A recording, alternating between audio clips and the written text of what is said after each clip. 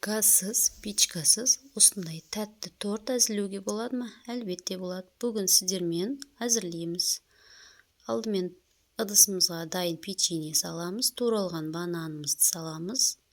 Үстіне майдаланған жаңғақ саламыз. Жақсылап араластырамыз. Вареное молоко, үстіне 3-4 қасық қаймақ саламыз. Bir миксермен айландырамыз.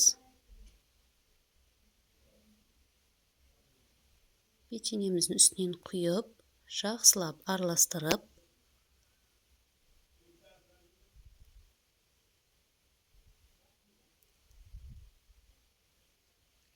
қалаған қалпымызға салып, үстінен жақсылап престейміз.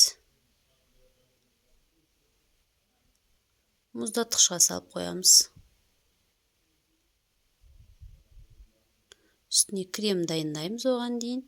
Шоколадтың үстіне 3-4 қасық қаймақ салып, бір масса шығарамыз. Мұздатқыштан алып, үстіне құямыз. Үстін өзіңіз қалағандай безендіруге болады. Өте дәмді торт шығады. Істеп, жеп көріңіздер. Балаларыңызға да ұнайды.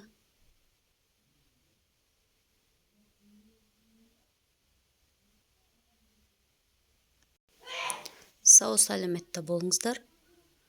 Менің каналыма жазылуды ұмытпаңыздар.